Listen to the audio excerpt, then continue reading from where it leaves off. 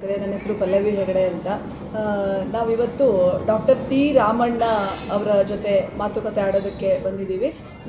ಇವರು throwball federation of ಇಂಡಿಯಾದ founder ಆಗಿರ್ತಾರೆ ಹಾಗೂ ಅಂತಾರಾಷ್ಟ್ರೀಯ ಥ್ರೋಬಾಲ್ ಫೆಡರೇಷನ್ನ ಫೌಂಡರ್ ಕೂಡ ಆಗಿರ್ತಾರೆ ಹಾಗೂ ಅದರ ಜನರಲ್ ಸೆಕ್ರೆಟರಿ ಕೂಡ ಆಗಿರ್ತಾರೆ. ಇವರು ಥ್ರೋಬಾಲನ್ನು ಒಂದು ಸ್ಪೋರ್ಟ್ ಆಗಿ ಮಾಡಿದಂಥ ವ್ಯಕ್ತಿ ಆಗಿರ್ತಾರೆ ಮತ್ತು ಇದನ್ನು ಪ್ರೊಫೆಷ್ನಲಿ ಆಡೋದಕ್ಕೆ ಸಾಧ್ಯ ಇದೆ ಅಂತ ತೋರಿಸ್ಕೊಟ್ಟು ಇವಾಗ ಒಲಿಂಪಿಕ್ಸಿಗೂ ಕೂಡ ಹೆಜ್ಜೆ ಇಡೋದಕ್ಕೆ ತಯಾರಿ ನಡೆಸ್ತಾ ಇರೋ ಸಂಸ್ಥೆಯ ಸ್ಥಾಪಕರಾಗಿರ್ತಾರೆ. ಇವರು ದೇಶ ವಿದೇಶಗಳಲ್ಲೆಲ್ಲ ಥ್ರೋಬಾಲನ್ನು ಪಸರಿಸಿದವರು ಅಂತ ಹೇಳೋದಕ್ಕೆ ಇಷ್ಟಪಡ್ತೀನಿ. ಇಂಥ ಸಾಧಕರ ಬಳಿ ನಾವಿವತ್ತು ಮಾತಾಡೋದಕ್ಕೆ ಬಂದಿದ್ದೀವಿ. ಬನ್ನಿ ಅವರೊಂದಿಗೆ ಅವರ ಈ ಜರ್ನಿ ಹೇಗಿತ್ತು, ಅವರ ಸಾಧನೆ ಹಾದಿ ಬಗ್ಗೆ ಅವರ ಬಳಿನೇ ನಾವು ಮಾತಾಡಿ ತಿಳ್ಕೊಳ್ಳೋಣ. ಬನ್ನಿ ಸ್ನೇಹಿತರೆ. ಸರ್ ನಮಸ್ತೆ. ನಿಮ್ಮಂಥ ದೊಡ್ಡ ವ್ಯಕ್ತಿ ಪರಿಚಯ ಆಗಿದ್ದು ನನ್ನ ಸಂತೋಷದ ಇದು ಅಂತಾನೆ ಹೇಳ್ತೀನಿ. ಸರ್, ನೀವು ಈ ವಯಸ್ಸಿನಲ್ಲೂ ಕೂಡ ಇಷ್ಟು ಆಕ್ಟಿವ್ ಆಗಿದ್ದೀರಾ. ನೀವು ಯಾವ ಏಜಿಂದ ಇದನ್ನು ಶುರು ಮಾಡಿದ್ರಿ? ಥ್ರೋಬಾಲ್ ಜರ್ನಿ ಅನ್ನೋದು ನಿಮ್ಮ ಜೀವನದಲ್ಲಿ ಹೇಗೆ ಶುರುವಾಯಿತು ಮತ್ತು ಅದನ್ನು ಹೇಗೆ ಡೆವಲಪ್ ಮಾಡಬೇಕು ಅಂತ ನಿಮಗೆ ಸ್ಫೂರ್ತಿ ಸಿಕ್ತು? ಆ ಹೆಜ್ಜೆ ಹೇಗಿರ್ತಾ ಬಂದ್ರಿ ಮತ್ತು ಅದರ ಆ ಹಾದಿಯಲ್ಲಿ ನಿಮಗೆ ಅಡೆತಡೆಗಳು ಏನಿತ್ತು, ಹೇಗೆ ಇಲ್ಲಿವರೆಗೂ ಸಾಧಿಸೋದಕ್ಕೆ ಸಾಧ್ಯ ಆಯಿತು ಅಂತ ನಮ್ಮ ವೀಕ್ಷಕರ ಜೊತೆ ದಯವಿಟ್ಟು ಹಂಚ್ಕೊಳ್ಬೇಕು ಅಂತ ಕೇಳ್ಕೊತೀನಿ. ಸಂತೋಷ. ಮೊದಲನೇದಾಗಿ ನಾನು ಸ್ಪೋರ್ಟ್ಸ್ ಕ್ರೀಡೆಗಳಲ್ಲಿ ತುಂಬ ಇಂಟ್ರೆಸ್ಟ್ ಇದೆ. ನಾನು ಬಾಸ್ಕೆಟ್ಬಾಲ್ ಆಟಗಾರ. ಮೊದಲು ನನ್ನ ಕಾಲೇಜ್ ಡೇಸ್ ಮುಗಿದು ನಾನು ಆಟಗಾರ ಆಗಿದ್ದು. ನಂತರ ನಾನು HMT ಇದರೊಳಗೆ ಉದ್ಯೋಗಕ್ಕೆ ಸೇರಾದ ಮೇಲೆ ನಮ್ಮ ಹಿರಿಯರು ಮತ್ತು ನಮ್ಮ ತರಬೇತುದಾರರಾದ PM ರಾಚಪ್ಪ ಅವರ ಕರೆ ಮೇರೆಗೆ ನಾನು ಥ್ರೋಬಾಲ್ ಕ್ರೀಡೆಯನ್ನು ಸ್ವಲ್ಪ ಮುಂದುವರಿಸೋದು ಅಂತೇಳಿ ಪ್ರಯತ್ನ ಬಿಟ್ವಿ.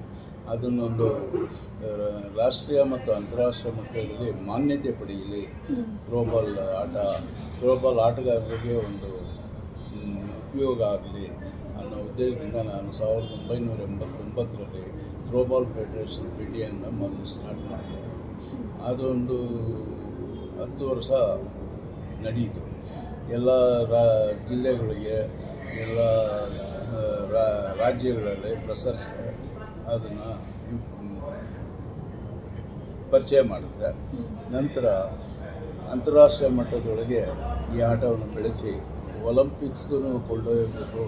ಇದು ತುಂಬ ಮಕ್ಕಳಿಗೆ ಉಪಯೋಗ ಮತ್ತು ಮಹಿಳೆಯರು, ಪ್ರತ್ಯೇಕರಾಗಿ ಮಹಿಳೆಯರು ಮತ್ತು ವಯಸ್ಸಾದವರು ಅವರಿಗೆ ಸಹಾಯ ಆಗಲಿ ಅನ್ನೋ ಉದ್ದೇಶದಿಂದ ನಾವು ಅನೇಕ ಕಾರ್ಯಕ್ರಮಗಳು ಹಾಕ್ಕೊಂಡ್ವಿ. ಅದರೊಳಗೆ ಥ್ರೋಬಾಲ್ ಆಟ ಆಡೋದ್ರಿಂದ ಏನು ಪ್ರಯೋಜನ, ಮಾನಸಿಕವಾಗಿ ದೈಹಿಕವಾಗಿ ಯಾವ ರೀತಿ ಸಹಾಯ ಆಗ್ಬೋದು ಅಂತ ಹೇಳಿ ನಾವು ಸಂಪೂರ್ಣ ಹೊರಗಡೆ ಅವರ ಜೊತೆಯಲ್ಲಿ ಇನ್ನೂ ನೇತ್ರಾವತಿ ಹಾಗೂ S ಮಣಿ ಮತ್ತು ಗೋವಿಂದರಾಜು ಇವರ ಸಹಕಾರದಿಂದ ಎಲ್ಲ ರಾಷ್ಟ್ರಗಳಲ್ಲಿ ಪರಿಚಯಿಸಬೇಕು ಅಂಥೇಳಿ ಈಗಾಗಲೇ 60 ರಾಷ್ಟ್ರಗಳಿಗೆ ನಾವು ಆಟವನ್ನು ಪರಿಚಯ ಮಾಡಿ ಏಷ್ಯನ್ ಮಟ್ಟದಲ್ಲಿ ಮತ್ತು ಅಂತಾರಾಷ್ಟ್ರೀಯ ಮಟ್ಟದಲ್ಲಿ ಕ್ರೀಡೆಗಳನ್ನು ನಡೆಸಿ ಉತ್ತೇಜನ ನೀಡುತ್ತಾ ಅವರಿಂದ ಬಂದ ಸಹಕಾರದೊಂದಿಗೆ ನಾವು ಉತ್ತೇಜನ ನೀಡಲು ಸಹಾಯವಾಗಿದೆ. ಸರ್, ಇದು ಬಿಗಿನಿಂಗ್ ಜರ್ನಿ ಹೇಗಿತ್ತು? ನೀವು ಸ್ಟಾರ್ಟ್ ಮಾಡಿದಾಗ ಇಂಡಿಯಾದಲ್ಲಿ ಅದು ಸ್ವಲ್ಪ ಜನರಿಗಷ್ಟೇ ಗೊತ್ತಿರುವಂಥ ಸ್ಪೋರ್ಟ್ ಆಗಿತ್ತು. ಇದೊಂದು ಪ್ರೊಫೆಷ್ನಲ್ ಸ್ಪೋರ್ಟ್ ಥರ ಯಾರೂ ಆಡ್ತಾ ಇರಲಿಲ್ಲ ಅಥವಾ ಒಂದು ಮ್ಯಾಚ್ ಅಂತ ನಡೀತಾ ಇರಲಿಲ್ಲ. ಅದು ಹೇಗೆ ನೀವು ಈ ಮಟ್ಟಕ್ಕೆ ನೀವು ಬೆಳೆಸೋದಕ್ಕೆ ಹೇಗೆ ಸಾಧ್ಯ ಆಯಿತು? ಜನರು ಹೇಗೆ ನಿಮಗೆ ಸಹಕಾರ ಕೊಟ್ಟರು ಅಂತ ಹೇಳ್ತೀರಾ? ನನಗೆ ಈ ಆಟವನ್ನು ರಾಷ್ಟ್ರೀಯ ಮತ್ತು ಅಂತಾರಾಷ್ಟ್ರೀಯ ಮಟ್ಟದಲ್ಲಿ ಬೆಳೆಸೋದಕ್ಕೆ ಆಟಗಾರರ ಉತ್ಸಾಹ, ಈ ಆಟ ಆಡೋದ್ರಿಂದ ಯಾವ ವಿಧವಾದ ಅಪಘಾತ ಆಗಲಿ ಅಥವಾ ತೊಂದರೆ ಆಗಲಿ ಯಾವುದು ಇಲ್ಲದೇ ಇರೋದ್ರಿಂದ ಈ ಆಟವನ್ನು ಎಲ್ಲ ಸಾಮಾನ್ಯವಾಗಿ ಎಲ್ಲ ಪಟುಗಳು ಸಮ್ಮತಿ ಇತ್ತು.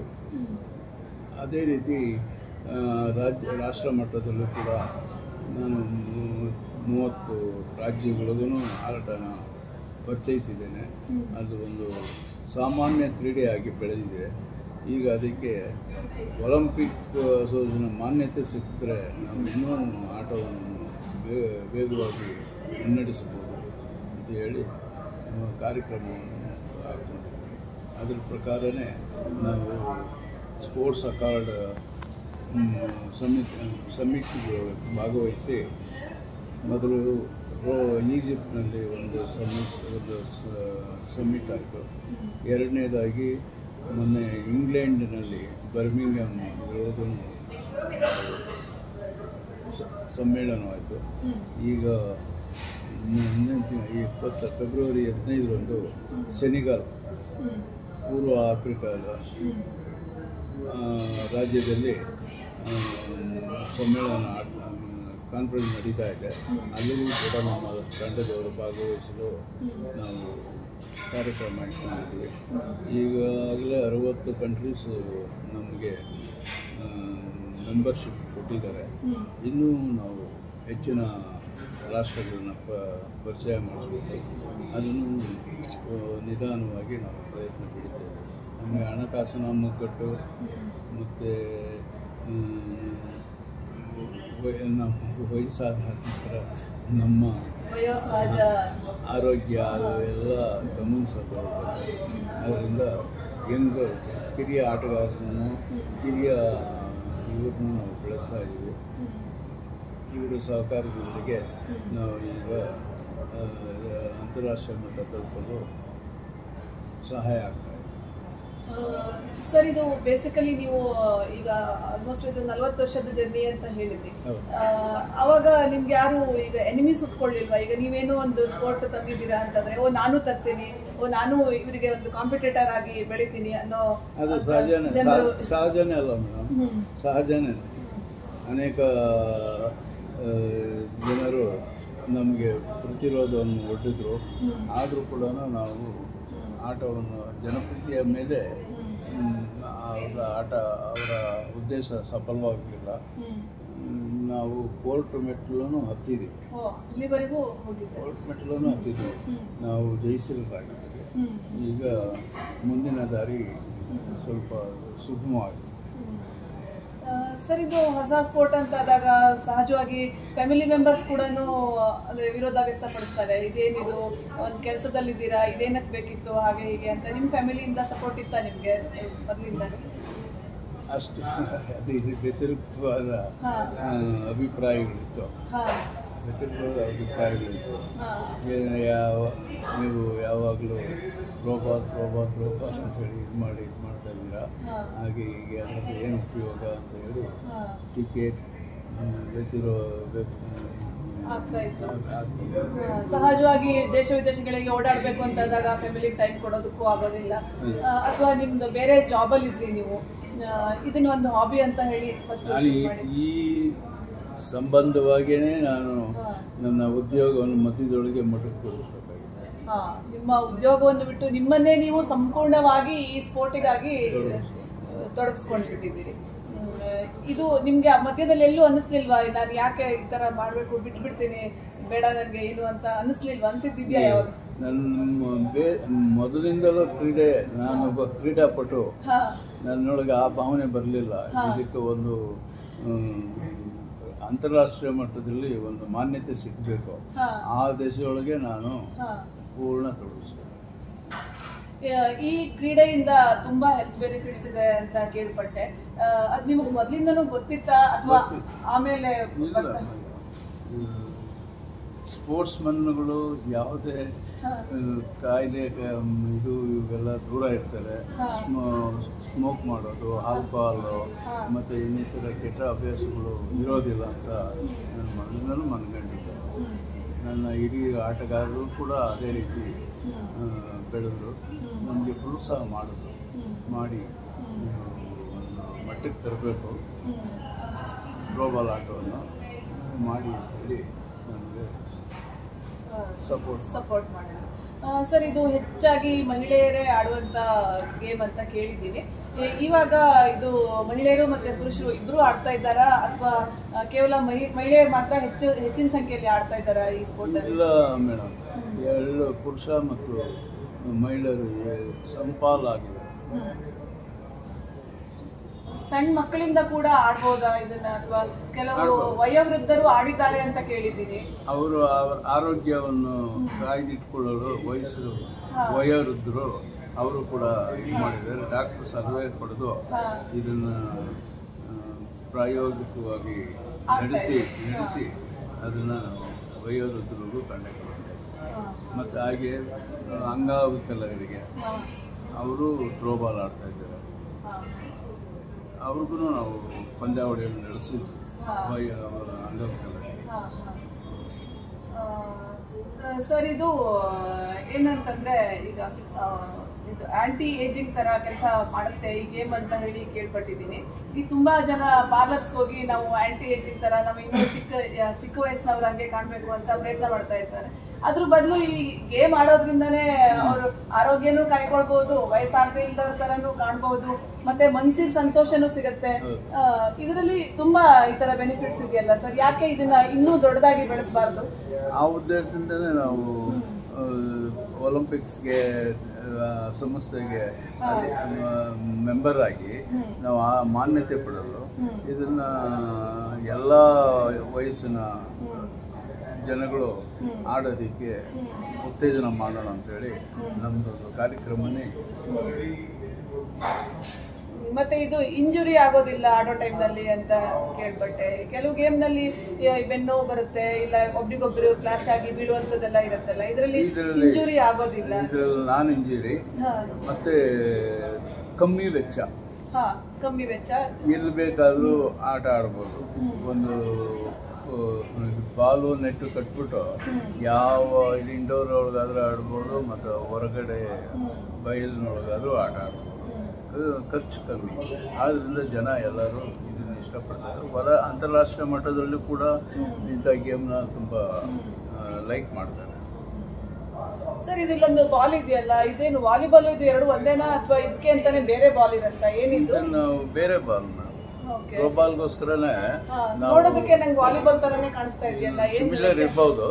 ಆದರೆ ಇದು ಥ್ರೋಬಾಲ್ ಇದಿದೆಯಲ್ಲ, ಬಾಲ್ ಮೇಲೆ ಗ್ರಿಪ್ಸ್ ಇದೇನೋ ಇದೆ, ಇದು ಗ್ರಿಪ್ಸ್ ಇರೋದ್ರಿಂದ ಟಿಪ್ಸ್ ಇದೆ ನೋಡಿ, ಇದೆಲ್ಲ ಟಿಪ್ಸ್. ಇದು ಮನುಷ್ಯನ ಇದು ಕೈಗಳಿಗೆ ಬೆರಳುಗಳಿಗೆ ಸಹಕಾರಿಯಾಗಿ ರಕ್ತ ಪರಿಚಲನೆಗೆ ತುಂಬಾ ಸಹಾಯ ಮಾಡುತ್ತೆ, ತುಂಬಾ ಅನುಕೂಲವಾಗುತ್ತೆ. ಇದನ್ನ ಡೈಲಿ ಒಂದ್ ಸ್ವಲ್ಪ ಹೊತ್ತು ಅಥವಾ ಈಗ ತುಂಬಾ ಟೈಮ್ ಇಲ್ಲದೆ ಇರೋರು ವೀಕ್ಲಿ ಒನ್ಸ್ ಆದ್ರೂ ಕಂಪಲ್ಸರಿ ಆಡ್ಲೇಬೇಕಾದಂತ ಸ್ಪೋರ್ಟ್ ಅಂತ. ಇದಕ್ಕೆ ಜೊತೆನೂ ಬೇಕಾಗಿಲ್ಲ, ಯಾರು ಬೇಕಾಗಿಲ್ಲ. ಒಬ್ಬೊಬ್ಬರೇನೆ ಮನೆಯೊಳಗೆ ಎಲ್ಲಿ ಬೇಕಾದ್ರೂ ಗೋಡೆಗಳಿಗೆ ಆಡ್ಬೋದು. ಇದು ವೇಟ್ ಕೂಡ ಇಲ್ಲ, ಇಷ್ಟೊಂದು ಲೈಟ್ ವೇಟ್ ಇದೆ. ಇದು ಚಿಕ್ಕ ಮಗು ಬೇಕಾದ್ರೂ ಎತ್ಬೋದು, ಆ ಥರ ಇದೆ, ಭಾರ ಇಲ್ಲ. ಇದು ಈಗ ನಿಮ್ಮ ಇದೇನು ಈ ತರ ಒಂದು ಒಳ್ಳೆ ಸ್ಪೋರ್ಟ್ ಅನ್ನ ಈಗ ಜನರಿಗೆ ಇಂಟ್ರೊಡ್ಯೂಸ್ ಮಾಡಿದ್ದೀರಾ, ಮತ್ತೆ ಒಲಿಂಪಿಕ್ ಕೂಡ ಇವಾಗ ಹೆಜ್ಜೆ ಇಡ್ತಾ ಇದ್ದೀರಾ. ನಿಮ್ಮ ಈ ಲೈಫ್ ಜರ್ನಿಯಲ್ಲಿ ನಿಮ್ಗೆ ಏನ್ ಅನ್ಸುತ್ತೆ? ಕೆಲಸ ಬಿಟ್ರಿ ಅಂತ ಹೇಳ್ತೀರಿ, ಇವಾಗ ಹೇಗೆ ಇದು ನಿಮ್ಗೆ ಪ್ರೌಡ್ ಫೀಲಿಂಗ್ ಇದೆಯಾ ಅಥವಾ ಅದೇ ಕೆಲಸದಲ್ಲಿ ಇರ್ಬೇಕಾಗಿತ್ತು ಅಂತ ಅನಿಸ್ತಾ ಇದೆಯಾ? ಇಲ್ಲ, ನನಗೆ ಹೆಮ್ಮೆ ಅನಿಸುತ್ತೆ. ತುಂಬಾ ಜನರಿಗೆ ನಿಮ್ಮಿಂದ ಈ ಸ್ಪೋರ್ಟ್ ಇಂಟ್ರೊಡ್ಯೂಸ್ ಆಗಿದೆ, ಹಾಗಾಗಿ ತುಂಬಾ ಜನ ಇದರಲ್ಲಿ ತೊಡಗಿಸ್ಕೊಂಡಿದ್ದಾರೆ. ಅವರೆಲ್ಲ ಥ್ರೋಬಾಲ್ ಆಡೋದ್ರೆಲ್ಲ ಒಳ್ಳೊಳ್ಳೆ ಉದ್ಯೋಗ ಮತ್ತು ಅವರ ಆರೋಗ್ಯ ಇವನ್ನೆಲ್ಲ ಕಾಪಾಡ್ಕೊಂಡು ಅವ್ರು ನೋಡಿ ನಮಗೆ ತುಂಬ ಹೆಮ್ಮೆ ಆಗುತ್ತೆ. ತುಂಬ ಹೆಮ್ಮೆ ಅಂತ ಅನಿಸುತ್ತೆ. ಅಂದರೆ ನೀವು ಏನು ಈಗ ಡಿಸೈಡ್ ಮಾಡಿ ಈ ಜರ್ನಿಯಲ್ಲೇ ಮುಂದುವರಿತೀನಿ ಅಂತ ಬಂದ್ರು, ಅದರಿಂದ ನಿಮಗೆ ತುಂಬ ಖುಷಿ ಅಂತೂ ಇದೆ, ಪ್ರೌಡ್ ಫೀಲಿಂಗ್ ಅಂತೂ ಸಂತೋಷ ಇದೆ. ಸರ್, ಮತ್ತೇನಾದರೂ ಈ ಗೇಮ್ ಬಗ್ಗೆ ಅಥವಾ ಇದ್ರ ಬಗ್ಗೆ ಏನಾದರೂ ಹೇಳೋದಕ್ಕೆ ಇಷ್ಟಪಡ್ತೀರಾ ನಮ್ಮ ವೀಕ್ಷಕರಿಗೆ? ಈ ಆಟವನ್ನು ಅಂತರ ಶಾಲಾ, ಅಂತರ ಕಾಲೇಜು ಮತ್ತು ಇಂಡಿಯಾ ಮಟ್ಟದ ಕಾಲೇಜುಗಳೊಳಗೆ ತಗೊಂಡು ಹೋಗ್ಬೇಕು, ಎಲ್ಲ ಕಡೆನೂ ಪರಿಚಯ ಮಾಡಬೇಕು ಆಟನ. ಇದರೊಳಗೆ ನಾವು ಕಾರ್ಯಕ್ರಮವನ್ನು ಹಮ್ಮಿಕೊಂಡಿದ್ದೀವಿ. ಅದು 1 ವರ್ಷ ಬೇಕಾಗುತ್ತೆ. ಅದಕ್ಕೆ ಬೇರೆ ಸ್ಕೂಲು ಮತ್ತು ಕಾಲೇಜುಗಳಿಗೆ ನಡೆಸಲು school game federation of India ಮತ್ತು all India university sports board ಇದೆ. ಅವ್ರ ಮುಖಾಂತರ ನಾವು ಈಗ ಕಾಲೇಜು ಮತ್ತು ಹೈಸ್ಕೂಲ್ ಲೆವೆಲ್ಗೆ ಪ್ರಚಾರ ಮಾಡೋದಕ್ಕೆ ಪ್ರಯತ್ನ ಪಡ್ತೇವೆ.